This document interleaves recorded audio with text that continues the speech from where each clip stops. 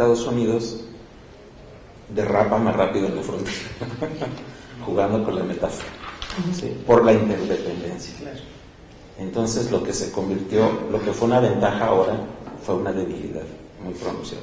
Y por primera vez en muchos años creció la tasa de desempleo. La frontera norte había tenido tasas de desempleo del 2%, casi nada. En Tijuana hubo momentos de tasa 1, tasa 1,5, era casi cero, ¿no? Literalmente cero, la tasa de desempleo. Ahora no, ya se nos subió arriba del 5 o 6%. Hay ahí un columpio que ya se está corrigiendo, pero fue una excepción enteramente en la trayectoria de la región. Entonces esa dinámica la quisiera conectar con el punto siguiente, que es el del desarrollo social y violencia.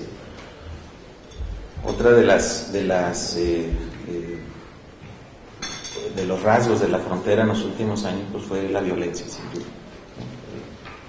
Y dentro de las expresiones de violencia, pues los homicidios.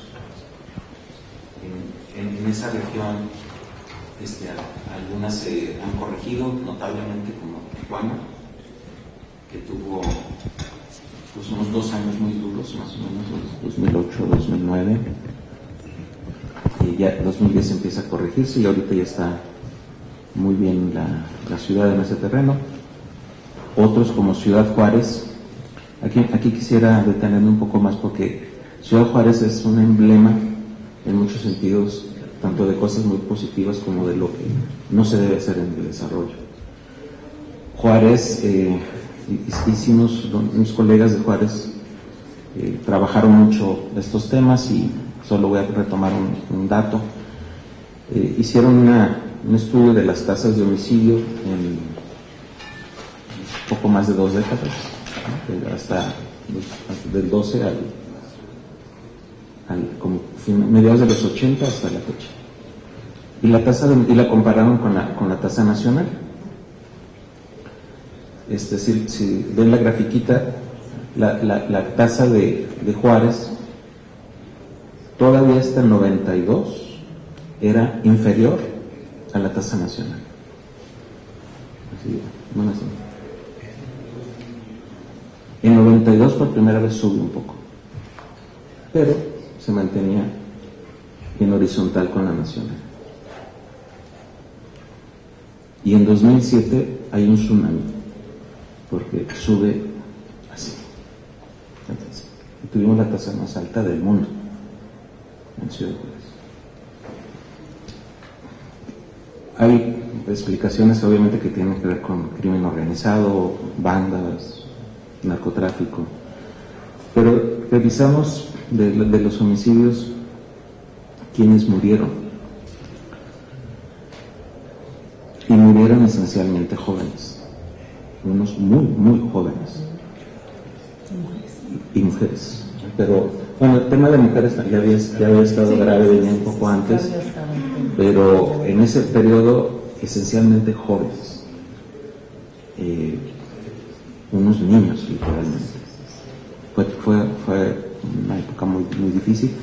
El 2010 fue espantoso en términos de números y de cifras, pero luego analizamos las zonas críticas donde había delincuencia en la ciudad, de los jóvenes, de donde residían estos jóvenes. Hicimos el mapa de Juárez.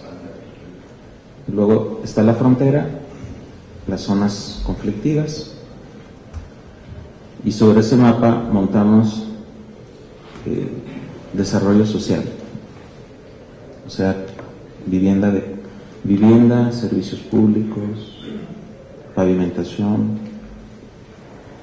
Y Juárez dibujó las escuelas, los parques, y Juárez se dibujó claramente con 2 fronteras, una El Paso y otra el interior de la ciudad.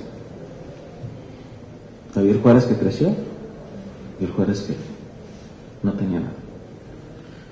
Entonces, no es sorpresa que bandas de criminales con dinero, en pelea o como haya sido, reclutaran jóvenes de estas zonas con mucha facilidad. Y además vimos que había algo así como 120,000, poco más jóvenes, que de entrada jamás iban a superar una educación mayor a la prepa, porque simplemente no hay lugares. Sumando todos los lugares y todos los jóvenes, había 110 que es más de 120,000, que no les iba a tocar nunca jamás, ni en la universidad. ¿Qué pasó? ¿Qué pasa entonces? Hay un Juárez que se segmentó social y urbanamente. Por primera vez tuvimos tal vez 2 generaciones de jóvenes que nacieron en esos lugares, que crecieron en esos lugares y que no iba a cambiar su vida. Ese escenario que es muy común en las grandes ciudades que crecen rápido, como las fronterizas, en otras ciudades se ha corregido. Por ejemplo, hicimos un estudio también en Tijuana sobre las zonas más marginadas y las comparamos con zonas más o menos estables en términos de análisis de las dos poblaciones, y no había diferencias en la escolaridad, más o menos igual. No había diferencias en empleo, más o menos igual. No había diferencias en ingreso, más o menos igual. No había diferencias en estructura familiar, más o menos. ¿Cuál era la diferencia fundamental? Tiempo de arribo a la ciudad. Ahí estaban de 2 meses, 6 meses, 1 año, 2 años bajaba y ya después ya no veíamos casi a nadie con más de 2 años de antigüedad. O sea, la ciudad va corrigiendo. Tijuana ha corregido y ha cubierto bien eso, pero reitero, es una dinámica de rezagos. En comparación, Juárez no corrigió. Se estabilizó todo eso y, entre comillas, se volvió modo de vida de estas generaciones de jóvenes. Ya no me entro en la parte de criminal y de delitos, pero Juárez nos dice exactamente lo que no se debe hacer. No se pueden segmentar las ciudades. Se construyó todo un sistema de exclusiones en la escuela, de exclusiones del sistema escolar, exclusiones del sistema de vivienda, exclusiones del sistema de servicios públicos, de parques. Ahí Juárez, que era Juárez, el agradable donde se crecía, y el otro. Pero reitero, 2 décadas se acumuló esto. Y ese no es la explicación de todo el tema de homicidios, pero sí nos explica por qué estos jóvenes entraban con relativa facilidad a una oportunidad o a un escenario, no sé, distinto de vida, pero fue catastrófico. Bueno, nada más, perdón, me parece de suma importancia lo que usted acaba de ejemplificar, de exponer en torno a una ciudad que ha causado, ha generado muchísimo debate en torno a la violencia, que es Juárez, la ciudad Juárez, en Chihuahua. A mí me llama la atención porque, por ejemplo, en la legislatura pasada, cuando como diputada federal, pues era un tema recurrente los feminicidios, y en la antepasada era un tema recurrente también los asesinatos, como usted bien marcó.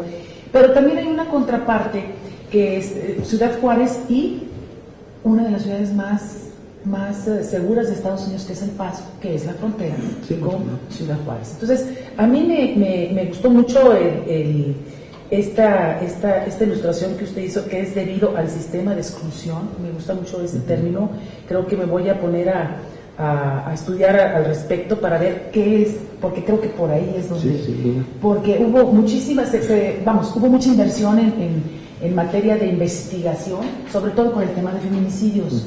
En ese entonces estuvimos en la Comisión de Igualdad entre Hombres y Mujeres, que bueno, antes era Equidad de Género, y se pagaban estudios, pero nunca se tocó el tema del reclutamiento de los jóvenes que estudian y trabajan, ni tampoco abordaron el tema de esas investigaciones de lo que es el sistema ya continuo de exclusiones en educación, en urbanismo. Se hablaba del urbanismo, se hablaba de la falta de oportunidades, de la maquila, de falta de oportunidades, de que las mujeres luego las asociaban porque eran prostitutas, etcétera, etcétera, etcétera. Y había diferentes posturas, tanto de gente muy conservadora como de gente muy progresista, pero creo que usted le dio el clavo, creo que ese es el tema es el desarrollo de los jóvenes.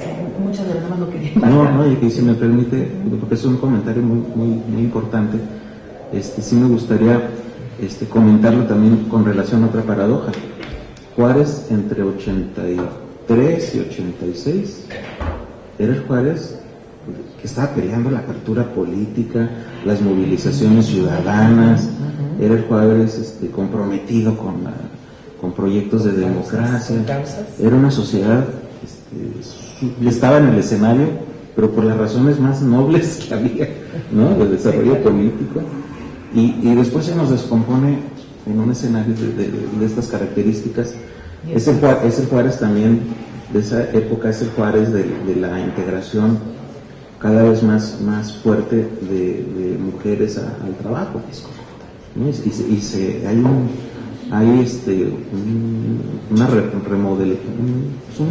Una reorganización de la familia, de los hogares, las mujeres empoderadas en relación con los entornos. O sea, era un Juárez fantástico, ¿no? Estaba interesantísimo, pero ese crecimiento pues colapsó, ¿no? Ese modelo colapsó. En fin, pero por eso es un caso muy importante de estudio y de analizar, porque retrata escenarios en donde no los tomamos tan en cuenta hasta que se convierten en problemas de mayor escala. Entonces es interesante en ese sentido, hasta para reflexionarnos y vernos nuestras otras ciudades fronterizas, en qué dinámicas están. Y ya como entre broma y no, pero cuando hacíamos esta pregunta con relación a la representación política, es ¿quién representa este otro país? O sea, ¿dónde viven los regidores de Ciudad Juárez? ¿Viven en El Paso? Hasta el presidente hasta el presidente municipal podía vivir en El Paso. Porque es una de las ciudades, esa es la paradoja a la que yo me refiero, que El Paso, siendo Juárez fue un momento determinado la ciudad más violenta de la República. Claro, no es ahora el caso, pero ahora el sistema de exclusiones y el reclutamiento de jóvenes al crimen organizado a lo largo y a lo ancho del país ha generado también una serie de violencia, entre otras cosas, ¿no? Entre otras cosas que no es el tema en este momento, pero creo que El Paso es creo que es la primera o la segunda ciudad de Estados Unidos más segura, y eso pues es un fenómeno que hay que analizar también. No, y es también, bueno, ya es parte de las historias de los policías, pero muchos criminales viven del otro lado, ¿no? Hacen sus destrozos acá y se regresan. O sea, delinquen en México y se regresan. Entonces, hay cosas, hay historias de estas, ¿no? Hay de todo. Pero lo que quería enfatizar es que cómo se construyó todo un sistema de política pública que concentró recursos y beneficios en una parte de la ciudad y excluía a toda la otra. Entonces pasa uno a la pregunta, bueno, ¿cómo se definía esto? ¿Quién representaba a todos estos sectores? Y lo comento porque es un viejo tema. Yo he trabajado mucho gobierno local, federalismo, municipios, y hay un viejo tema que es el de la representación política de la sociedad local. Entonces, ¿cómo se rediseña el sistema de representación en la esfera local que permita o que impida que ocurra esto, ¿no? De que no tengamos una representación clara, porque al final repercute en cómo se distribuyen los recursos, cómo se genera la política pública, quiénes son los espacios a beneficiar, pero eso ya es como una secuencia.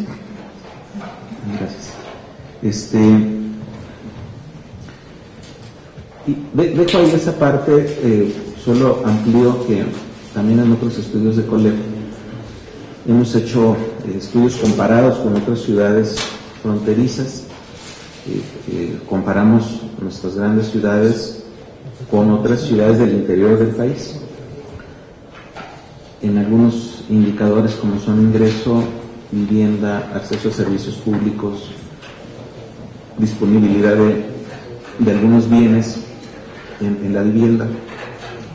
Y el resultado también retrata este cuadro que estoy dibujando a grandes trazos, y es que todas las ciudades fronterizas, algunas más, otras menos, pero tienen en el decil más bajo de ingresos, o sea, la población de ingresos más bajos, ese grupo puede ganar entre 30 a 40% más que ese mismo grupo en otra ciudad del interior del país.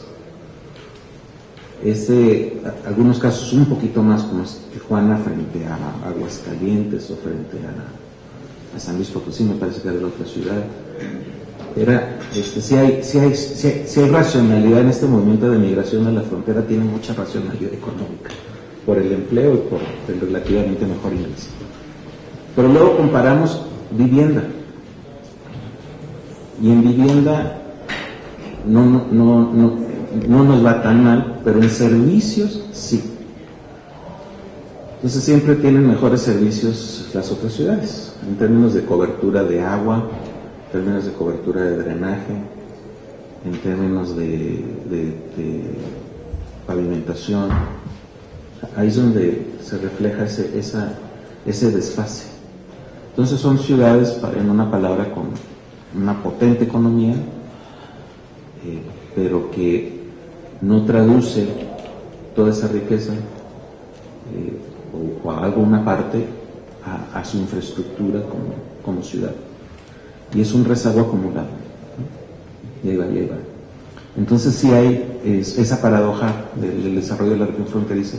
Podemos estar conectados con lo más refinado de la producción global, ¿no? Por ejemplo, en la producción de pantallas, la aeroespacial, la automotriz. Hay conexiones de primer nivel. Ya la maquiladora ya está en otra generación, ya no es la generación de trabajo súper simple y procesos no limpios, ya está en otra etapa. Pero al lado puede estar un desarrollo, más bien un subdesarrollo urbano muy atrasado, ¿no? Entonces ese es un gran problema de la frontera, es la paradoja. Los contrastes. Y se explican porque esta parte es local y esa parte local está débil, ¿no? En términos de recursos, en términos de capacidad de articular bienes. Y termino un comentario: la gente que no tiene agua potable, por ejemplo, paga más el agua que el que abre la llave. Eso es paradoja, y con calidades muy distintas. Yo tengo una pequeña pregunta a usted, pues, si me lo permite. El presidente Enrique Peña Nieto, dentro de sus planteamientos en la parte del discurso, ha buscado generar una política pública en torno también a sus distintas encuentros. Por ejemplo, en el último con el presidente Obama, donde se habló, uno de los puntos importantes en la relación de México con Estados Unidos es precisamente la agenda tradicional, que es frontera. Ahora creo que se está trabajando sobre el tema de generar una frontera segura. Eso tiene muchas implicaciones que va a haber una transformación fronteriza. Hay que ver cuáles van a ser los alcances, y sobre todo hemos estado nosotros hablando como comisión en muchos foros, y no me dejará mentir el senador Víctor Hermosillo cuando estuvo aquí el embajador Wayne. Una de las inquietudes es la infraestructura fronteriza, que creo que tiene que ver muchísimo con lo que usted está diciendo, y tomar en cuenta, por ejemplo, el tipo de maquila que ya se encuentra en la frontera, que es una maquila de la tercera generación, y que ya está muy especializada y muy vamos a decir, encarrilada a donde México es líder mundial, como usted bien lo numeró. Ahora, ¿qué implicaría para usted? No sé si tenga usted algún estudio que nos pudiera a nosotros ilustrar para poderlo distribuir entre los demás miembros de nuestra Comisión de América del Norte, pero además a los miembros de Frontera Norte, que es una comisión, y también Frontera Sur. Es decir, ¿cuáles serían los alcances, cuál sería la utopía o la aspiración a tener una frontera que no tenga esos contrastes y que tuviera la infraestructura necesaria para un desarrollo pues óptimo y de progreso para el país, para los países, porque claro, esto toca para las dos partes? Entonces, es muy importante el planteamiento. Sin duda, la infraestructura fronteriza es eje no solo del desarrollo de la región fronteriza, sino de esta enorme interdependencia económica construida. La infraestructura es sustancial, es estratégica. Si ampliáramos las capacidades de la comunicación fronteriza, es garantía de que se está estimulando desarrollo. Hay una correlación muy fuerte. Y al revés, si se cierra, hay costos también económicos muy potentes. Con la seguridad nos pasó eso. Bueno, que también hay que ver cómo se hace, ¿verdad? Me refiero en Baja California, ciudades que crecen casi al doble en 10 años, con una topografía como Tijuana, con falta de terreno, provocó por un lado una situación de invasión de lotes masiva. Está provocado por el gobierno. La gente no tenía dónde vivir. Después, en los últimos años, en los últimos 15 años, el Infonavit ha hecho una labor maravillosa en esos lugares, porque ya no hay invasiones. ¿Por qué? Porque ya los trabajadores tienen trabajo y les pueden dar un crédito, y entonces se genera una situación de una vivienda digna con todos los servicios y sobre todo ya regular. O sea, no esos tremendos fraccionamientos que tenía Baja California antes. Y también es Juárez, todo es igual. Lo que tiene es de que, por otro lado, los estados, y me atrevo a decir, hasta Tamaulipas también, tienen muy poca capacidad. El estado de Baja California gasta lo que le manda el gobierno federal, el 65% en educación. Es el estado que más gasta en educación, cuando el DF no paga un centavo. Aguascalientes no paga un centavo.